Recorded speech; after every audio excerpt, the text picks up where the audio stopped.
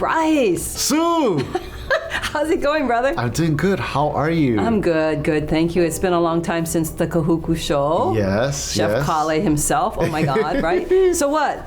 Still cooking good food? Yes, we still are. We're still open thanks to you guys. We got really busy. Nice. So it's going well. Yes, thank you. Well, but I think even though you do food and you do it so well, people don't know what you and I do on a daily basis in the community, right? They really don't. They really don't. They don't know that we help people with Medicare insurance, help them navigate through the confusion.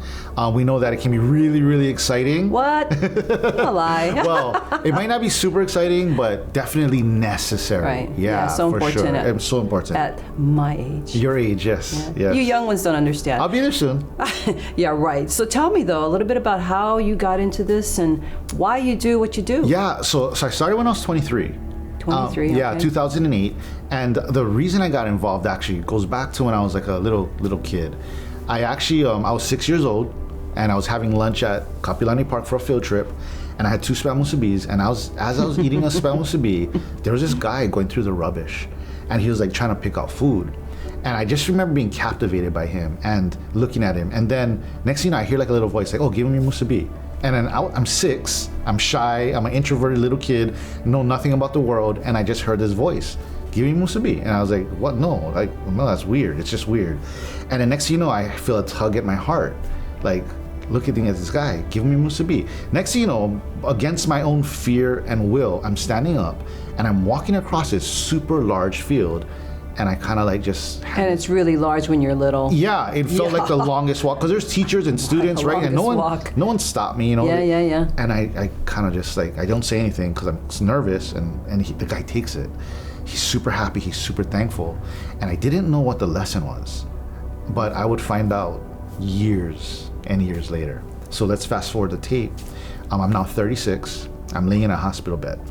Oh, yeah. I have heart palpitations. They found a tumor-like object on my kidneys. I've got lung nodules, cysts on my liver. I can't breathe. That's the main one. And I think I'm gonna die. I'm 36. My dad passed away at 36, and his dad passed away at 36. So I'm thinking, like, I'm on this bed. I'm like, yeah, okay, this is it. And right during that time, I get flashes of my wife and my children, and then the musubi man. Now that's an odd one, right? So I get the kids and your wife, right? And then in that instant, I figured out what my life's purpose was, just right there in that moment. And God was speaking to me the same way he spoke to me when I was 6, and I recognized it. And I felt the pulling of my heart, and he was saying, do what you can, when you can, you help. Become a servant. Don't worry about the food, don't worry about the money, the education, the healthcare, the house bills, whatever. Don't need to worry about anything. Just do what's right, help people and serve. Amazing. And he'll take care of everything else. Right. And God must have a plan, because I'm here. Still here. I'm healthy. And wow. And so that's what I do, is I help people. And you do it so well. Well, no, I don't take care of it. No, I just do my best, right? I do my best. That's all the best we can do, right? But that's how I got started. And that's how I got started helping Kupuna. That's a cool purpose. What about you though, Sue? Well, I'm Kupuna, right? barely.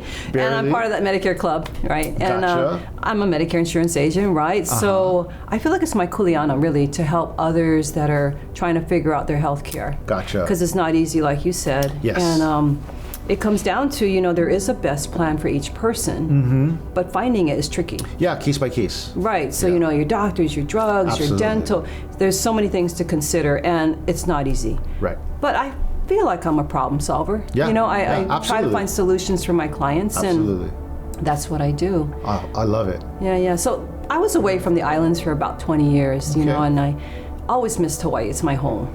Right, I missed our people, I missed my family.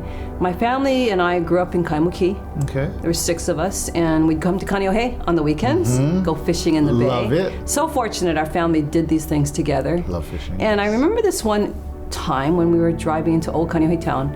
We had a Dodge Dart station wagon, so all 6 of us are crammed in, right? And Dad sees this homeless guy on the side of the road. And back then, it was a long time ago, we didn't have homeless. They were drunks or they were crazies. Gotcha. And all he said, and not necessarily to anyone in the car, was just a comment. He said, "There, but for the grace of God, go I."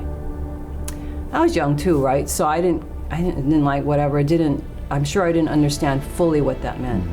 But it had an impact because I still think of that. Yeah, you remember it. Yeah. I do, yeah. And I think what it means to me now is just that you can take nothing for granted, especially with what we've come through in the last few years. Nothing for granted, that we're still here waking up every morning. Yes. And for everything, to be grateful, show gratitude to God, because those are where the blessings are coming from. That's crazy. Right. That's a crazy story. It's crazy, but it's true. And, you know, you've heard this quote about the two most important days in our lives are the day that we're born and the day that we understand why. Yeah.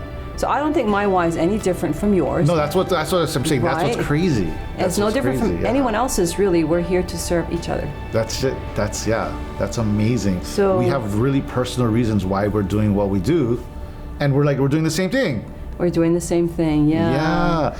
You know, Sue, we're supposed to be volunteering at that senior group right now. Yeah, and But what? Did you see the water? It's so nice. Kind of nice, yeah, a little tight. You think it's seniors out there that we can help instead? Maybe, yeah, let's go look. We go check them out. Let's check them out. Okay, Rob.